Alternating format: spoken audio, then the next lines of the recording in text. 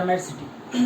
और कल तक हमने देखा था ये चैप्टर में एरोमेटिक कंपाउंड क्या होते हैं, एंटी एरोमेटिक क्या होते हैं और नॉन एरोमेटिक क्या होते हैं। ठीक है, तो आज का जो बेसिकली टॉपिक है वो है स्टेबिलिटी। स्टेबिलिटी कि भाई स्टेबिलिटी क्या रहेगी एरोमेटिक कंपाउंड्स की, नॉन एरोमेटिक कंपाउंड्स की और एंटी एरोमेटिक कंपाउंड्स की। ठीक है, और ये देखने के बाद में हमको क्या देखना है उसकी, और एसिडिटी जो कि हमने डिस्कस किया था, एसिडिटी। ठीक है, तो यहाँ पे अगर हम देखेंगे तो एरोमेटिक कंपाउंड जो होते हैं वो स्टेबल होते हैं। तो उसके पीछे जो रीज़न है, तो उसकी जो ऑर्डर दी गई है स्टैंडर्ड्स बुक में, ठीक है, तो वो ऑर्डर कुछ इस टाइप की है। मतलब आपको ये समझ में आ जाएगा, तो अब ये पॉइंट थोड़ा सा क्लियर हो जाएगा जब मैं ये ऑर्डर लिख दूंगा। तो यहाँ पे पहले तो उन्होंने दिया है aromatic compounds are more stable, aromatic compounds ये स्टेबल है, ठीक है, देन नॉन एरोमेटिक कंपाउंड्स। ठीक है, और इसके बाद में आता है एंटी एरोमेटिक कंपाउंड।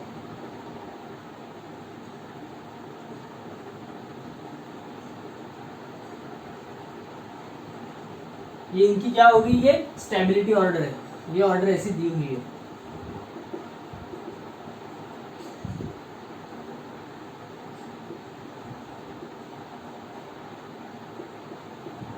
अब ये ऑर्डर ऐसे क्यों दी है, पहली बात तो एरोमेटिक कैरेक्टर आने के बाद में वो कंपाउंड क्यों स्टेबल हो जाता है देन नॉन एरोमेटिक और एंटी एरोमेटिक से।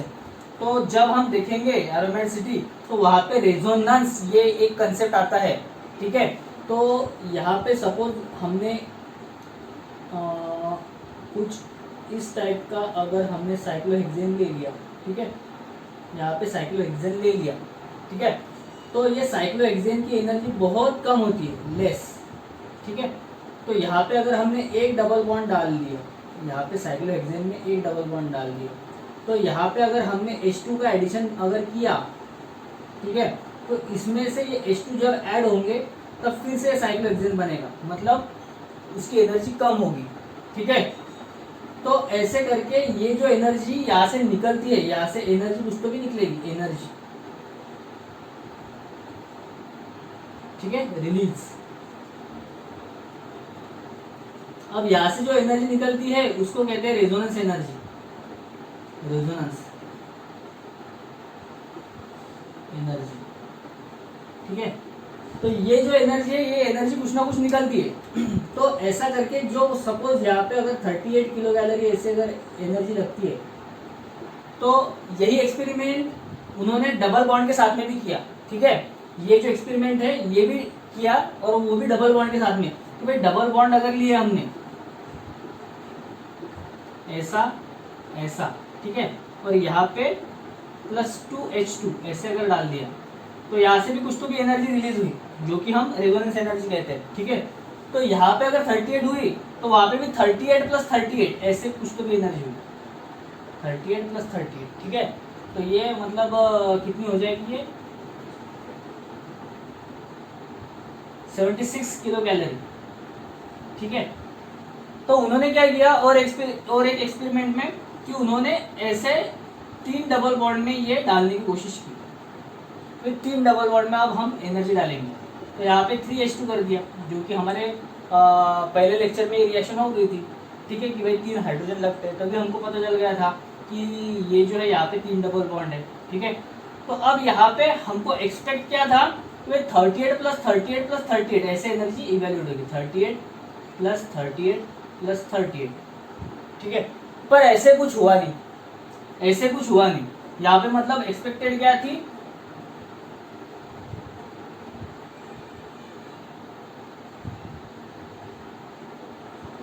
$144 किलो कैलोरी ये एक्सपेक्टेड थी, पर ऐसे कुछ एनर्जी मिली नहीं उनको। ठीक है, वो एनर्जी इससे कई ज्यादा कम उनको लग गई, मतलब 114 किलो कैलोरी, 114 किलो कैलोरी ये एनर्जी लगनी चाहिए थी, 114 किलो कैलोरी, पर उतनी एनर्जी रिलीज हुई ही नहीं।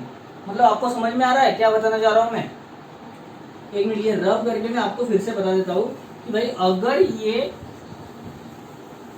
सपोज यहाँ पे उन्होंने क्या किया था कि एक मतलब यहाँ पे ऐसे उन्होंने ड्रॉ कर दिया था साइक्लोहेक्सेन, इसकी एनर्जी ग्राउंड लेवल पे, क्योंकि इसमें डबल बॉन्ड है ही नहीं, ये ग्राउंड लेवल पे, ग्राउंड स्टेट, ठीक है।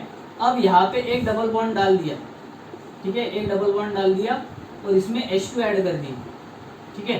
तो यहाँ पे मिला क्या हमको, ये ऐसा, मतलब ये मिला क्या हमको, ये ऐसा, ठीक है। तो यहाँ पे कुछ तो भी एनर्जी लगी, वो सपोज 38 किलो कैलोरी थी। फिर उन्होंने क्या किया, यहाँ पे फिर से साइक्लोहेक्सेन लिया, वहाँ पे डबल बॉन्ड डाला, यहाँ पे डबल बॉन्ड डाला, यहाँ पे फिर से उन्होंने क्या किया, ये मिलने के लिए, ग्राउंड स्टेट में ये मिलने के लिए उन्होंने 2H2 ऐड किया। तो यहाँ पे उनको इसके डबल लगी, double the energy of first, ठीक है। तो हमको एक्सपेक्ट क्या था कि यहाँ पे अगर हम 3 बॉन्ड डालेंगे, यहाँ पे अगर हमने 3 बॉन्ड डाल दिए तो यहाँ पे जो एनर्जी है वो ट्रिपल लगेगी, 3H2 देने के बाद में ट्रिपल एनर्जी लगेगी, इसको हम रेजोनेंस एनर्जी कहते हैं।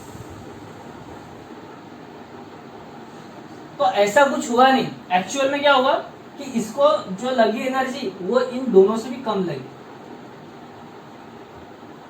कुछ इस टाइप में लगी, यहाँ से भी कम। इसको मैं थोड़ा इसको ऊपर लिखता हूँ, यानी आपको समझ में आ जाएगा, यहाँ पे लिखता हूँ, ठीक है, ये मिलने के लिए, ठीक है। इसको एनर्जी लगी 38 किलो कैलोरी, ठीक है। तो इसको 38 लगा, इसको डबल लगा, तो इसको ट्रिपल लगना था, तो इसको ट्रिपल लगा नहीं, यहाँ पे कितना लगा, उससे भी कम, ये दोनों से भी कम लगा, ये एक्सपेरिमेंटली प्रूव हो चुका है, ठीक है। तो ये कम लगा, तो इसमें कम क्यों लगा, यहाँ पे तो ट्रिपल लाना चाहिए, तो ये बाकी की एनर्जी क्या होगी, ये जो बाकी की एनर्जी थी ये इतनी, सपोज अब यहाँ से तो हमने इसको इतनी एनर्जी रिक्वायर्ड थी, एनर्जी रिक्वायर्ड इतनी लगी इसकी ग्राउंड स्टेट में जाने के लिए, ठीक है। तो ये जो था ये क्या था, तो ये था रेजोनेंस एनर्जी, तो ये स्टेबलाइज हो गई थी, इसके वजह से ये इधर तक आ चुका था रेजोनेंस की वजह से, ये एनर्जी, ठीक है। तो ये स्टेबलाइज होने के बाद में इसको जब ये 3 डबल बॉन्ड दिए 3H2, तो इसको इतनी कम एनर्जी लगी, तो इसलिए ये जो है ये स्टेबल है, किस वजह से, रेजोनेंस एनर्जी की वजह से, ठीक है। ये जो है ये स्टेबल है, किसके कंपैरिजन में, इसके कंपैरिजन में और इसके कंपैरिजन में। तो अब ये सब कुछ पता चला कहाँ पे, ये एक्सपेरिमेंट करने के बाद में, जहाँ पे हमने 3H2 दिए इसको, ठीक है। तो अब ये सब कुछ तो पता चल गया, तो इसका हम एप्लीकेशन कहाँ पे देखेंगे फिर, अब एरोमेटिसिटी में। तो इसका मतलब क्या है कि अगर हमने बेंजीन लिया, हमने अगर बेंजीन लिया है तो वो स्टेबल दिखा रहा है, मतलब उसको एनर्जी जो है वो कम है। अब यहाँ पे है अपनी एनर्जी ऑर्डर, यहाँ पे एनर्जी है, एनर्जी, ठीक है, यहाँ से एनर्जी बढ़ रही है, तो ये सबसे ज्यादा है, ये उससे भी ज्यादा है। अब हमको एक्सपेक्टेड था ये, पर ये कुछ मिला नहीं, हमको मिला ये कि भाई इतनी एनर्जी लगी, ये एनर्जी रिक्वायर्ड थी इतनी, ठीक है। तो ये जो गैप था जो यहाँ से शुरू हुआ था, ठीक है, ये इतनी एनर्जी तो रिक्वायर्ड लगी, तो ये जो गैप था इसको हम कहते हैं रेजोनेंस एनर्जी। और ये रेजोनेंस एनर्जी किस वजह से आई, ये 3 डबल बॉन्ड कॉन्जुगेशन में होने की वजह से आई। तो ये 3 डबल बॉन्ड जब कॉन्जुगेशन में आते हैं तो उसकी एनर्जी एक्चुअल में कम हो जाती है, ये इस एक्सपेरिमेंट से पता चला। और वो जो एनर्जी रिलीज है जो कि ये 3 डबल बॉन्ड को लगती है हाइड्रोजन लेने के बाद में, वो एनर्जी कुछ लगी नहीं, वो एनर्जी लगी नहीं, वो एनर्जी जितनी चाहिए थी उतनी रिक्वायर्ड एनर्जी लगी नहीं। तो वो कैसा हो गया, फिर उसको हमने कह दिया स्टेबल, कि भाई उतनी एनर्जी तो लगी नहीं, तो इनसे अगर कम एनर्जी है, अगर एनर्जी बढ़ती है, energy is inversely proportional to stability. तो यहाँ पे एनर्जी, यहाँ पे इसको ज्यादा लग रही है, यहाँ पे इसको कम लग रही है, तो अगर ये कम लगेगी तो स्टेबिलिटी ज्यादा होगी, और अगर स्टेबिलिटी कम होगी तो एनर्जी ज्यादा होगी। तो सबसे अनस्टेबल डबल बॉन्ड वाला है, समझ में आ रहा है। तो इस बात से हमको ये पता चला कि भाई एरोमेटिक कंपाउंड जो है वो स्टेबल है। तो अब यहाँ पे ये बेंजीन जो है वो एरोमेटिक है, और यहाँ पे ये जो एक डबल बॉन्ड वाला है, क्योंकि ये एरोमेटिक नहीं है, क्योंकि ये साइक्लिक है, पर यहाँ पे कॉन्जुगेशन नहीं है, कॉन्जुगेटेड डबल बॉन्ड नहीं है। यहाँ पे भी साइक्लिक है पर कॉन्जुगेटेड डबल बॉन्ड नहीं है। तो इसलिए हमने ये कह दिया कि ये जो है सबसे ज्यादा स्टेबल है। तो आपको ये समझ में आ गया पॉइंट कि स्टेबिलिटी ऑर्डर कैसे क्या डिजाइन की है इनकी। कि भाई ये जो है ये स्टेबल क्यू है, ठीक है। तो अब हम वन बाय वन देखेंगे कि भाई ये स्टेबल क्यू है और ये इससे कम स्टेबल क्यू है, समझ में आया। तो ये स्टेबिलिटी ऑर्डर समझने के लिए हमको पता होना चाहिए था रेजोनेंस एनर्जी का कंसेप्ट, कि भाई रेजोनेंस एनर्जी क्या होती है। The energy release during addition of H2। इसमें इसके लिए डेफिनेशन मैंने दी है तुमको कि भाई रेजोनेंस के लिए जो एनर्जी रिक्वायर्ड होती है कि भाई एडिशन ऑफ H2 देने के बाद में जो एनर्जी रिलीज हुई और जो एनर्जी लगी वो एनर्जी को हम कहते हैं रेजोनेंस एनर्जी, ठीक है। तो ये इसके लिए स्टेबिलिटी ऑर्डर के लिए हमको क्या पता होना चाहिए, रेजोनेंस एनर्जी। तो अब ये जो था ये था एरोमेटिक, क्योंकि ये है बेंजीन, तो ये निकला सबसे ज्यादा stable due to resonance energy, resonance energy. तो अब नॉन एरोमेटिक क्यों लिया सर, यहाँ पे नॉन एरोमेटिक क्यों लिया, आप लोग ये पूछोगे मैं नॉन एरोमेटिक क्यों कम स्टेबल है इससे, बराबर है ना। तो अब यहाँ पे सपोज मैंने ऐसा ले लिया, ये नॉन एरोमेटिक कंपाउंड, ठीक है, या तो फिर मैं इसको ये करूंगा, अब यहाँ पे मैंने साइक्लोहेक्सेन लिया, अब ये नॉन एरोमेटिक है, इसको ये डबल बॉन्ड डाल दिया, तो अब ये नॉन एरोमेटिक है, यहाँ पे डबल है, सिंगल है, सिंगल है, सिंगल है, सिंगल है, सिंगल है और डबल है, मतलब यहाँ पे ना कॉन्जुगेशन है ना कुछ, सिर्फ इसने पहली टेस्ट पास कर दिया क्योंकि हमने लास्ट लेक्चर में डिस्कस किया था। तो यहाँ पे ये नॉन एरोमेटिक है, ठीक है, क्योंकि यहाँ पे डबल बॉन्ड कॉन्जुगेशन भी नहीं है, कुछ भी नहीं है।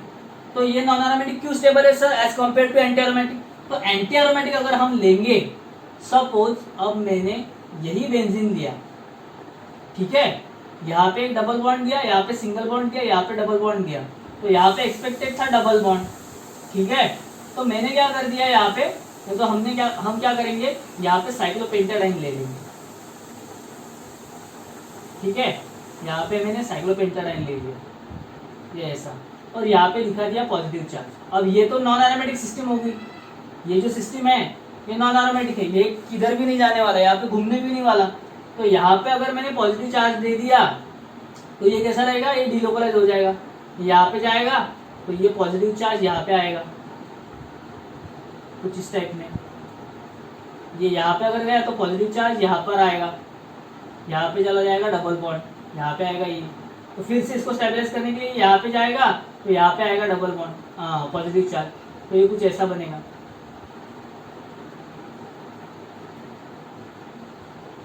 ठीक है। तो ये ऐसे क्यों हो रहा है, क्योंकि इसको स्टेबिलिटी पानी है, इसको स्टेबिलिटी पानी है, इसकी स्टेबिलिटी सबसे ज्यादा कम है, इसकी स्टेबिलिटी सबसे ज्यादा कम है। एंटी एरोमेटिक की स्टेबिलिटी जो होती है वो सबसे ज्यादा कम है। अब ये एंटी एरोमेटिक क्यों है, ये आप वो जो लास्ट का लेक्चर है वो देख लो, आपको पता चल जाएगा कि एंटी एरोमेटिक क्यों है, क्योंकि इसने 4n रूल वो भी किया है। यहाँ पे कितने डबल बॉन्ड है, दो डबल बॉन्ड यानी 4 पाई इलेक्ट्रॉन, 4 पाई इलेक्ट्रॉन मतलब हमारा एंटी एरोमेटिक सिस्टम, ये 4n का रूल ओबे करेगा, वो 4n+2 वाला रूल ओबे नहीं करेगा। तो यहाँ पे वो सिस्टम जो है वो एंटी एरोमेटिक है। अब एंटी एरोमेटिक सिस्टम जो है वो हमने कहा है कि नॉन एरोमेटिक से स्टेबल है। अब ये इससे स्टेबल क्यों है, हमको तो ये पता चल गया कि रेजोनेंस एनर्जी की वजह से स्टेबल है। ये स्टेबल क्यों नहीं है, ये इससे कम स्टेबल क्यों नहीं है, क्योंकि यहाँ पे रेजोनेंस एनर्जी नहीं है। पर non aromatic compound anti aromatic से ज्यादा स्टेबल क्यों है, व्हाई इट इज सो, क्योंकि यहाँ पे अगर तुम देखोगे एंटी एरोमेटिक में तो ये स्टेबिलिटी पाने के लिए कुछ भी करेगा, ये जो है ये स्टेबिलिटी पाने के लिए कुछ भी करेगा। मतलब ये यहाँ पे ऐसा निगेटिव चार्ज पाना चाहता है इसके खुद के ऊपर, जब ये निगेटिव चार्ज आ जाएगा इसके खुद के ऊपर तब ये जाके बोलेगा कि मैं एरोमेटिक हो गया, 2 4 6 इलेक्ट्रॉन हो जाएगा, वो एरोमेटिक सिस्टम बन जाएगा। पर यहाँ पे पॉजिटिव चार्ज, तो इसको क्या करना है, इसको कुछ भी करके ये बनना है, इसलिए ये सबसे ज्यादा अनस्टेबल है। इसको कुछ लेना देना है ही नहीं, क्योंकि इसको पता है कि हम बन ही नहीं सकते। इसने तो आशा ही छोड़ दी कि भाई मेरे को जीना ही नहीं है, ये दुनिया जो है ये चली जा रही है, तो मेरे को कुछ लेना देना ही नहीं है, तो मैं जैसे हूँ वैसे हूँ। तो नॉन एरोमेटिक कंपाउंड जो है वो इससे कम स्टेबल तो होती है, एरोमेटिक स्टेबल होती है, पर ये जो है एंटी एरोमेटिक, इसको हमेशा लगी पड़ी रहती है कि भाई मेरे को स्टेबिलिटी पानी है और मेरे को एरोमेटिक बनना है, इसका एम है कि मेरे को एरोमेटिक बनना है। तो एंटी एरोमेटिक सिस्टम जो होती है वो एरोमेटिक बन सकती है, पर एरोमेटिक सिस्टम कभी एंटी एरोमेटिक और नॉन एरोमेटिक बन नहीं सकती। ये बात आप ध्यान में रख लो, ये बात कि भाई एरोमेटिक सिस्टम जो है वो नॉन एरोमेटिक और एंटी एरोमेटिक कभी नहीं बनेगी। एक बार एंटी एरोमेटिक सिस्टम एरोमेटिक बनने के लिए चलेगी, नॉन एरोमेटिक सिस्टम एरोमेटिक बनने के लिए चलेगी, पर एंटी एरोमेटिक सिस्टम कभी एंटी एरोमेटिक और नॉन एरोमेटिक नहीं बनेगी। क्यों? क्योंकि यहाँ पे है स्टेबिलिटी, जो हम सबको हमारे लाइफ में चाहिए, और ये स्टेबिलिटी सिर्फ एरोमेटाइजेशन से आती है। एरोमेटाइजेशन मतलब कि भाई जो कैरेक्टर है एरोमेटिक कंपाउंड का, वो कैरेक्टर मेरे में आ जाए तो मैं स्टेबल हो जाऊं। ठीक है, ऐसे करके ये जो है स्टेबिलिटी ऑर्डर उन्होंने डिजाइन की है। मतलब पहली स्टेप में कौन स्टेबल है? Aromatic compound. दूसरी स्टेप में कौन स्टेबल है? Non aromatic compound. और तीसरे में कौन स्टेबल है? Anti aromatic compound. तो आप लोगों को ये समझ में आ चुका होगा कि इसकी स्टेबिलिटी ऐसे क्यों है। पहला किसकी वजह से? रेजोनेंस एनर्जी की वजह से। दूसरा किस वजह से है कि भाई मेरे में कॉन्जुगेशन है ही नहीं, रेजोनेंस एनर्जी है ही नहीं, तो इसलिए नॉन एरोमेटिक। और तीसरा किस वजह से? क्योंकि उसको एरोमेटिक बनना है, उसको बनना ही है कुछ भी करके, एरोमेटिक या फिर नॉन एरोमेटिक में उसको स्टेबल होना है कुछ भी करके। ठीक है, तो इस वजह से ये ऐसा होता है। ठीक है, तो आप लोगों को ये इतना समझ में आ चुका होगा इसकी ऑर्डर। तो अब नेक्स्ट स्टेप है इसकी एसिडिटी। एसिडिटी क्या होती है? ठीक है, तो अब एसिडिटी मतलब क्या होती है? अगर हम देखें एसिडिटी, तो एसिडिटी मतलब क्या? तो इसकी एसिडिटी की ऑर्डर जो है, अब यहाँ पे मैं लिख देता हूँ जो ऑर्डर हमने देखी, जो ऑर्डर हमने पढ़ी। ठीक है, aromatic compounds are more stable than non aromatic compounds than anti aromatic compound. ठीक है, ये ऑर्डर इसकी रहेगी स्टेबिलिटी, ये ऑर्डर स्टेबिलिटी।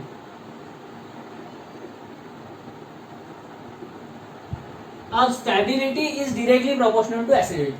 समझ में आ रहा है? Stability is directly proportional to acidity. ये इतना है, तो मतलब इसकी ऑर्डर क्या निकलेगी फिर? सेम वही कि भाई जो स्टेबल है, मतलब aromatic compounds are more acidic than non aromatic compounds than anti aromatic compounds. ठीक है, मतलब ये ऑर्डर हमारी स्टेबल हो गई यहाँ पे। तो इसका पीके क्या रहेगा? इसका पीके रहेगा लेस, इसका पीके रहेगा ज्यादा। ठीक है, तो ये पीके के वैल्यू पे भी आता है। ठीक है, इधर तक तो आपको समझ में आ चुका होगा कि भाई अगर स्टेबिलिटी तुम्हारे एसिडिटी के लिए डायरेक्टली प्रोपोर्शनल है। अब पीके मतलब क्या होता है? ये पीके जो होता है ये क्या होता है? डिसोसिएशन कांस्टेंट होता है कि ठीक है, उसका लॉग लेते हैं फिर उसको नेगेटिव करते हैं, वो हम एसिडिक इस चैप्टर में देखेंगे क्या करते क्या नहीं करते। तो मतलब क्या है कि भाई डिसोसिएशन कांस्टेंट जिसका ज्यादा होता है उसका पीके वैल्यू कम होता है। ठीक है, तो इसका डिसोसिएशन कांस्टेंट जो है वो ज्यादा है क्योंकि एरोमेटिक कैरेक्टर है। अब यहाँ पे अगर मैंने सपोज ये ऐसा ले लिया, ये बेंजीन, तो यहाँ से ये जो H है ये बेस से निकालना ये बहुत मुश्किल है। बेस अगर टूट के इधर, अब सिंपल सी रिएक्शन में आपको बताता हूँ। यहाँ पे अगर हमने ये डिस्कस के लिए लिया ही है ये टॉपिक, तो अब देखो यहाँ पे अगर मैंने सपोज ये बेंजीन लिया, ये है अपना बेंजीन। ठीक है, अब यहाँ पे मैंने डाल दिया बेस H। अब ये बेस क्या करेगा? इधर से अब्स्ट्रैक्ट करेगा और फिर यहाँ पे क्या बनेगा? ऐसा negative charge, double double double, और यहाँ पे नेगेटिव चार्ज। ऐसा बनना चाहिए, पर ऐसा कभी देखा है क्या आपने कि भाई ये बना और इसने सीधा अटैक कर दिया इसके ऊपर? ये कभी ऐसा बनेगा ही नहीं, क्योंकि न्यूक्लियोफिलिक एडिशन रिएक्शन में जाता ही नहीं, इलेक्ट्रोफिलिक एडिशन रिएक्शन में जाता है, सॉरी सब्स्टिट्यूशन में जाता है। ठीक है, जब भी जाएगा सब्स्टिट्यूशन रिएक्शन में जाएगा। ठीक है, तो ये ऐसा कभी होता ही नहीं। क्यों होता नहीं? क्योंकि ये इसका कैरेक्टर खो देगा, इसकी स्टेबिलिटी खो देगा। इसकी स्टेबिलिटी अगर खो देगा तो इसकी एसिडिटी बढ़ जाएगी। तो यहाँ से ये H निकालना बहुत ज्यादा मुश्किल है। तो ये H निकालना अगर ज्यादा मुश्किल है तो इसका डिसोसिएशन कांस्टेंट की वैल्यू क्या होगी? इंक्रीज होगी। ये डिसोसिएशन कांस्टेंट की वैल्यू अगर इंक्रीज होती है तो हमारी पीके की वैल्यू क्या होती है? डिक्रीज। इसलिए लेस पीके जिसका होता है वो होता है एरोमेटिक, उससे कम पीके जिसका होता है वो है नॉन एरोमेटिक, और उससे भी कम जिसका पीके होता है वो होता है एंटी एरोमेटिक। ये जो सिस्टम है ये आपके ध्यान में आनी चाहिए कि भाई के क्या है?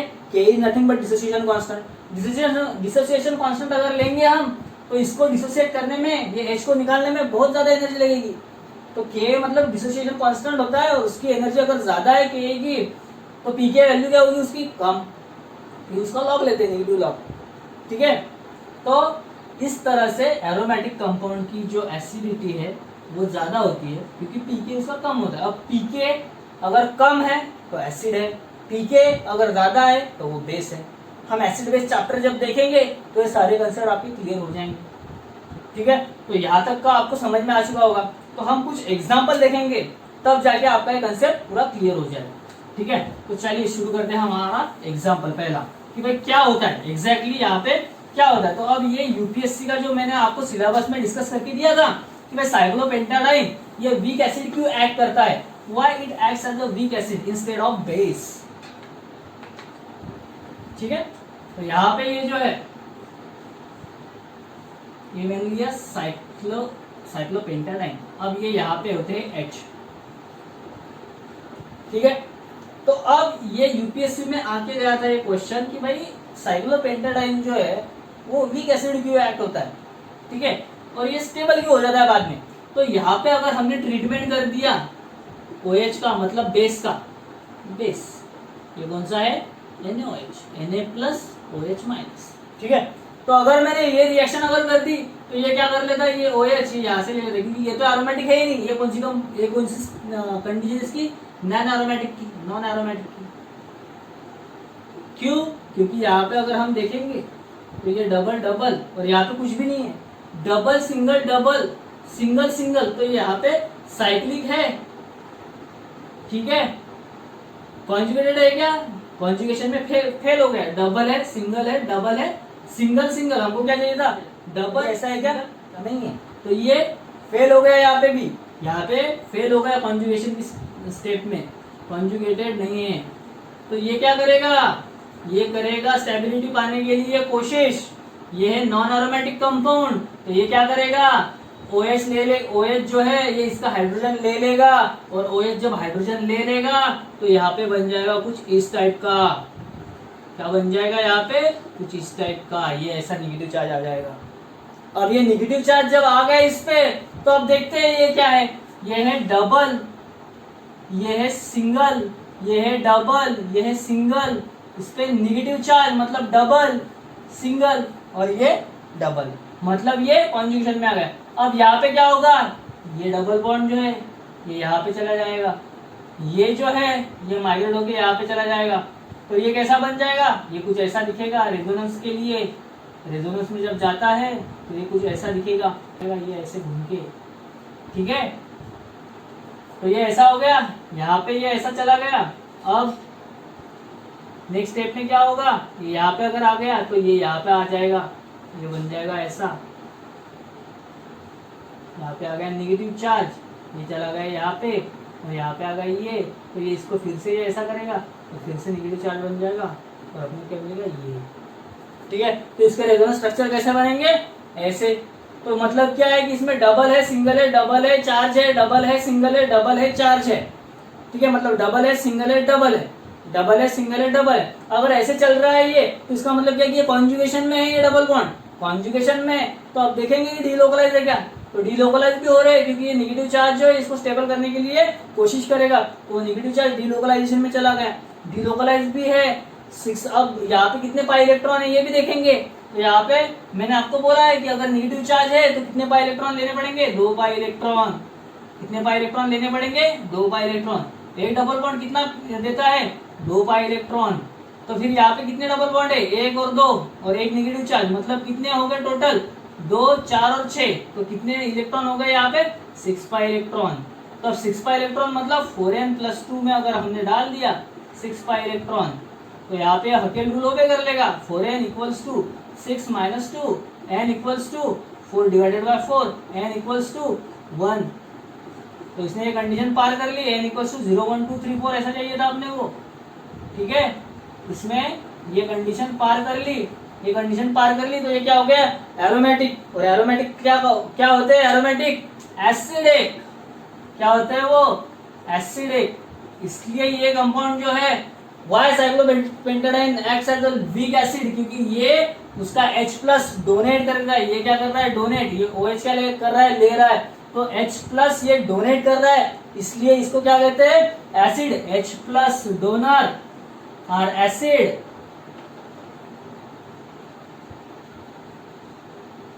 and H+ acceptor or base, given by Brønsted, ठीक है। तो इसलिए ये जो है ये डोनेट कर देता है और खुद को क्या बना देता है, एरोमेटिक। इसलिए ये क्या करता है, क्या एक्ट होता है, वीक एसिड। साइक्लोपेंटाडाइन कैसा एक्ट करता है फिर, वीक एसिड। तो ये एग्जांपल था यूपीएससी का, और ये इसके लिए स्टेप्स थी जो कि उठानी थी पेपर में क्वेश्चन के आंसर में।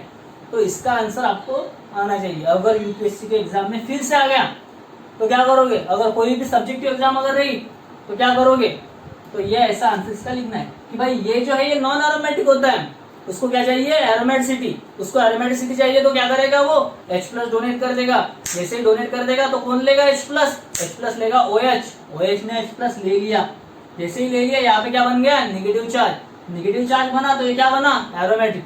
एरोमेटिक कंपाउंड की क्या होती है, एसिडिटी ज्यादा। क्यों, क्योंकि उसकी स्टेबिलिटी होती है।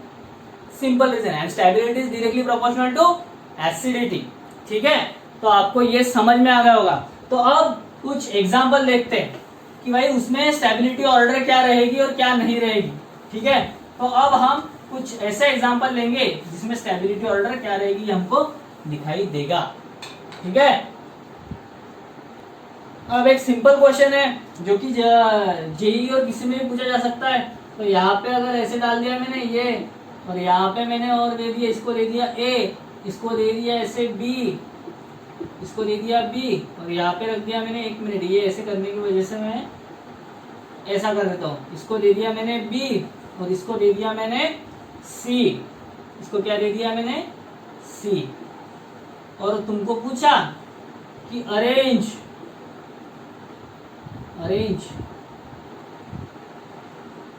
द अबव कंपाउंड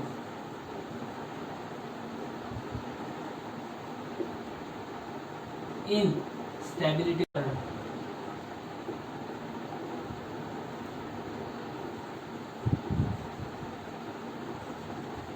ठीक है, तो डिक्रीजिंग बोला इन्होंने, डिक्रीजिंग स्टेबिलिटी ऑर्डर, ठीक है। तो सबसे ज्यादा कौन होगा, arrange the following compound in decreasing stability order, decreasing, ठीक है। तो यहाँ पे आपको डिक्रीजिंग स्टेबिलिटी ऑर्डर में अरेंज करना है। तो ये पहला है, ये दूसरा है, ये तीसरा है। तो देख लो क्या है, यहाँ पे 3 कंपाउंड दिए, एरोमेटिक कौन होगा, एंटी एरोमेटिक कौन होगा, नॉन एरोमेटिक कौन होगा। तो यहाँ से दिखने में दिख जाता है कि यहाँ पे चार्ज नहीं है। और ये कॉन्जुगेटेड है क्या, डबल है, सिंगल है, डबल है, सिंगल, सिंगल नहीं, ये कॉन्जुगेटेड भी नहीं है। ये मतलब क्या है, ये नॉन। अब ये देखो यहाँ पे मतलब क्या, ये पॉजिटिव चार्ज ऐसे दिया हुआ है, तो इसको घबराना नहीं है पेपर में, जब आने के बाद में जेईई में आ सकता है ये। तो यहाँ पे ऐसे डाल दिया मैंने 2 बॉन्ड, और यहाँ पे दे दिया मैंने पॉजिटिव चार्ज क्योंकि ये पॉजिटिव था। तो ये ऐसे, तो अब यहाँ पे देखो double single double single double, मतलब डबल सिंगल डबल सिंगल, और यहाँ पे चार्ज सिंगल डबल। तो ये भी क्या है, कॉन्जुगेशन में, क्योंकि चार्ज है, चार्ज है तो ये कॉन्जुगेशन में है। तो अब देखेंगे तो इतने यहाँ पे कितने डबल बॉन्ड है, 2 डबल बॉन्ड, मतलब 4 इलेक्ट्रॉन, 4 इलेक्ट्रॉन सिस्टम है। 4 इलेक्ट्रॉन सिस्टम में मतलब कौन सी सिस्टम आती है, वो एंटी एरोमेटिक। अपने रूल लगा के देखो, ठीक है। अब यहाँ पे देखो ये क्या है, यहाँ पे नेगेटिव चार्ज दिया हुआ था, ये डबल है, यहाँ पे नेगेटिव चार्ज है। ये तो अभी थोड़ी देर पहले देखा हमने, यहाँ पे क्या होता है, तो ये डबल है, सिंगल है, डबल है, सिंगल है, नेगेटिव चार्ज, सिंगल है, और फिर ये मतलब double single double negative charge double, ऐसा है। तो ये भी कॉन्जुगेशन में नेगेटिव चार्ज है, मतलब 2 4 6 पाई इलेक्ट्रॉन है। ये जो बेंजीन में होते हैं, तो बेंजीन क्या होती है, एरोमेटिक, तो वैसे ही एरोमेटिक हो गई। तो ये क्या हो गया, एंटी, ये क्या हो गया, एरोमेटिक। तो अब इसको स्टेबिलिटी ऑर्डर क्या होगी, तो सी जो है वो सबसे ज्यादा स्टेबल है as compare to A, as compare to B. समझ में आ गया आपको ये। तो ये जो है ये पूरा का पूरा ऐसा चैप्टर था कि यहाँ पे ये एरोमेटिक नहीं है, ये नॉन एरोमेटिक है। तो ये 2 नंबर पे आएगा, ठीक है। तो ये सी 1 नंबर पे चला गया, ये ए 2 नंबर पे आ गया, और बी, तो ये इसकी स्टेबिलिटी ऑर्डर हो गई, और साथ साथ में उसकी क्या होगी, एसिडिटी ऑर्डर की। ये सबसे ज्यादा एसिडिक होगा, ये उससे कम, ये उससे कम। समझ में आ गया। तो आप लोगों को ये पार्ट इतना ही था, ठीक है। तो अब हमने स्टेबिलिटी और एसिडिटी ये 2 पार्ट डिस्कस किए, और इसका नेक्स्ट लेक्चर हम देखेंगे, और उसमें मैं एग्जाम्पल लूंगा जो कि गेट में आ चुका था अभी, तो वो गेट के जो एग्जाम्पल है वो हम सॉल्व करेंगे। मतलब जितना हम एग्जाम्पल लेंगे उतना तुम्हारा कंसेप्ट क्लियर होता जाएगा कि भाई अगर हेटेरो एरोमेटिक सिस्टम है तो कहाँ पे लोन पेयर पकड़नी है, कहाँ पे लोन पेयर नहीं पकड़नी, कब वो एरोमेटिक में जाती है, कब वो लोन पेयर डीलोकलाइजेशन में जाती है, कब नहीं जाती, कब एक्सेप्ट होता है, ये सारी बातें हम नेक्स्ट वीडियो में डिस्कस करेंगे। तो फिलहाल अभी के लिए तो बस इतना ही। तो फिर चलिए फिर हम मिलते हैं नेक्स्ट लेक्चर में। आई होप आप लोगों को ये सब कुछ पसंद आ गया होगा ये लेक्चर। अगर पसंद आया हो तो लाइक करो, शेयर करो, कमेंट करो। मुझे इंस्टाग्राम, टेलीग्राम सभी तरफ फॉलो करो कि लिंक डिस्क्रिप्शन में है।